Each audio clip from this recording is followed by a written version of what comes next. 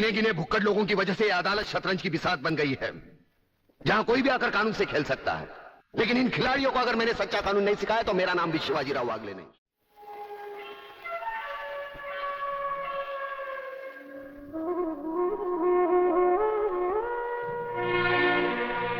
नहीं यार, इस तरह तो हिम्मत हार के हम बिना फांसी के ही मर जाएंगे। ये क्या हो गया तुम दोनों को यार? अली, सोचता हूं मेरी बहन शांति पर क्या बीत रही होगी। मुझे पढ़ा लिखा कर एक बड़ा इंसान बनाने के लिए क्या कुछ नहीं किया उसने। लोगों के घर में काम कर करके अपने हाथों पे मेहंदी की जगह छाले डाल ली उसने। आलोक, तुम्हारी तो वो सिर्फ बहन है, मगर मेरे लिए वो बहन भी है और मां भी है। अगर बचपन से ही उसका प्यार मुझे ना मिला होता तो शायद ये अनाथ सड़कों पर ही अपना दम तोड़ देता। मेरी मां पर भी क्या बीत रही होगी। वो तो रो रो कर पागल हो गई होगी। अगर मुझे कुछ हो गया तो उसका भरोसा भगवान पर से भी उठ जाएगा। तुम इन 3 लड़कों के केस में कहां उलझ गए? हो सकता है इन बच्चों का केस महज इत्तेफाकी हो। इत्तेफाक नहीं है सर। ये कड़ियां भले ही अलग अलग नजर आ रही हो, लेकिन अगर गौर से देखें तो ये सब एक ही जंजीर की कड़ियां हैं, जिसमें एक न एक दिन जीवनलाल टंडेल, रसिकनाथ और गुंडा स्वामी की कलाइयां फंसेंगी। ये इत्तेफाक नहीं है सर, इत्तेफाक नहीं है।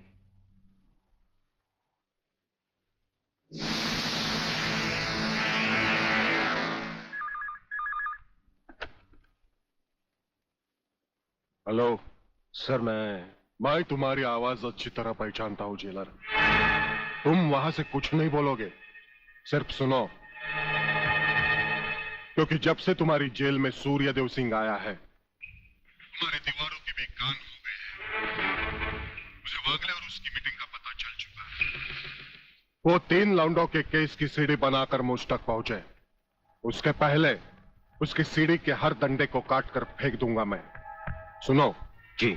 मुन्ना और उसके खतरनाक खूनी साथियों को आज रात को पुलिस की वर्दी में जेल से बाहर निकाल दो और उनको समझा दो पुलिस स्टेशन जाकर उन तीनों लड़कों का बिल आत्महत्या के नाम पर फाड़ दे।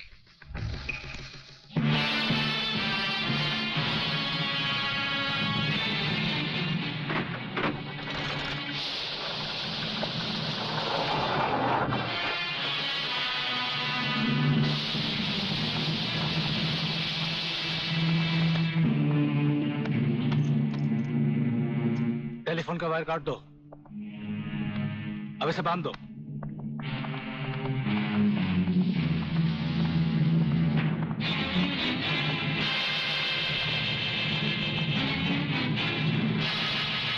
डरो मत, तुम्हारी जमानत हो चुकी है।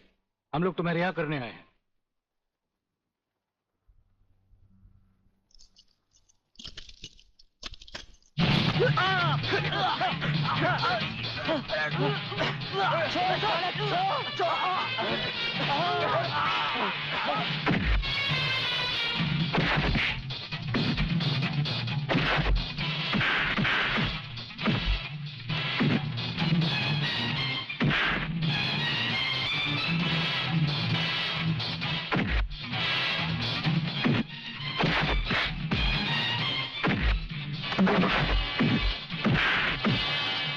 छोड़ना मत संजू।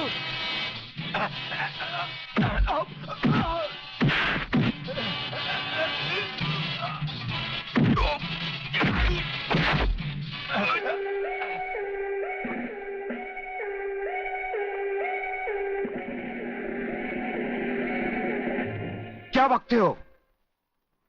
किसने बताया तुम्हें?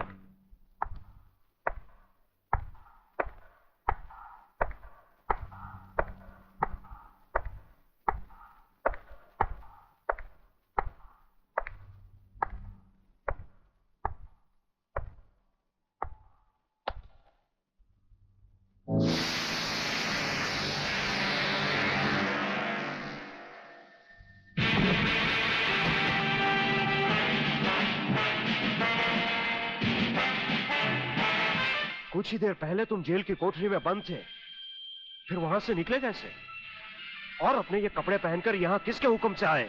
हम अपने हुक्म के खुद मालिक हैं। हम अपने हुक्म से ही अंदर आए थे और अपने हुक्म से बाहर चले जाएंगे, तुमसे अच्छी तरह मिल लेने के बाद। तुम्हें अच्छी तरह मालूम होना चाहिए कि तुम किसके सामने बैठे हो। हमें मालूम है, इसीलिए तो जूते तुम्हारे मुंह के सामने रखे हैं। तुम जैसे गद्दारों से हम नहीं, हमारे जूते ही मुंह लगाते हैं। सूर्यदेव सिंह! ब्रिगेडियर सूर्यदेव सिंह, भूल कैसे गए? हम आज भी ब्रिगेडियर हैं, कल भी ब्रिगेडियर थे। जेल में आना तो एक नाटक था तुम जैसे मुजरिम तक पहुंचने के लिए। और ये रहे तुम्हारे काम के कागज। ये हमारा रिहाई का ऑर्डर और ये है तुम्हारी गिरफ्तारी का वारंट।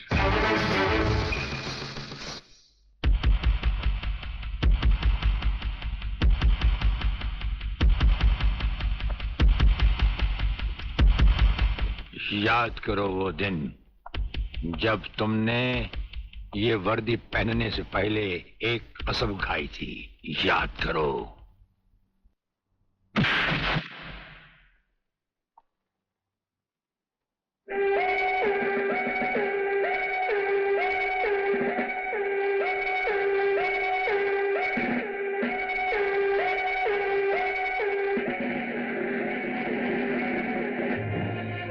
इन नंगों की बारात में ये वर्दी वाला दूल्हा नहीं जाएगा वागले। इसके भी कपड़े उतार डालो।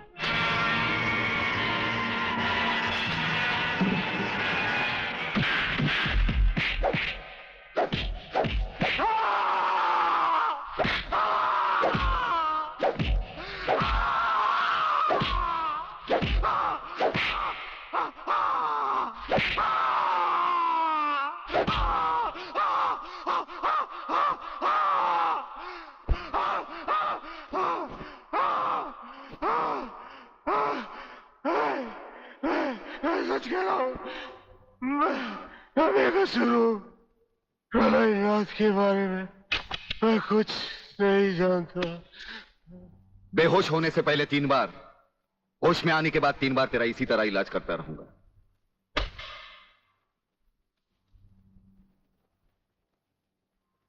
साथियों, तुम लोगों को शायद ये मालूम नहीं ये प्राइवेट और इमरजेंसी मीटिंग मैंने क्यों बुलवाई। इसलिए कि सूर्यदेव सिंह जेल से छूट चुका है और अब वो खतरा बनकर हम सबके सर पर मंडरा रहा है। मगर 1 साल से पहले वो छूट कैसे गया? उसका जेल जाना एक नाटक था कादर। उसने जेलर और हमारे 4 खूंखार कातिलों को गिरफ्तार करके किसी ऐसी जगह छुपा दिया है कि जिसके बारे में पुलिस डिपार्टमेंट को तो क्या, मुझे भी मालूम नहीं। जीवनलाल, मेरे 4-5 आदमियों को गिरफ्तार करके अगर वो मुझ तक पहुंचने का ख्वाब देख रहा है तो उसका ये ख्वाब मैं कभी भी पूरा नहीं होने दूंगा। अब सूर्यदेव सिंह नाम का बिल फाड़ना ही पड़ेगा। मगर अगर मगर कुछ नहीं चलेगा जीवनलाल। अब 15 अगस्त को ज्यादा दिन नहीं है। जानते हो, सूर्यदेव सिंह हमारे लिए बहुत बड़ा चैलेंज है और बड़े से बड़े चैलेंज के साथ टकराने का प्रलयनाथ को शौक है। तुम तुम्हारी मिनिस्ट्री संभालो, सूर्यदेव सिंह को आज से मैं संभालूंगा।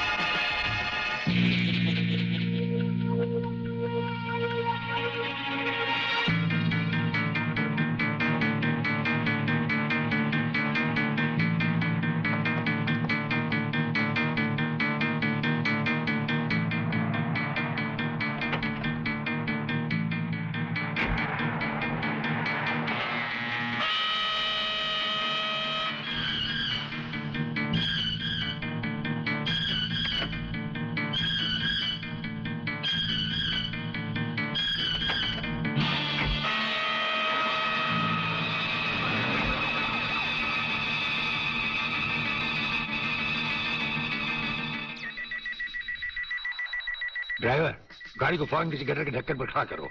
इसमें बम लगाया जा चुका है। Yes sir. बहादुर, काला बटन खींचो।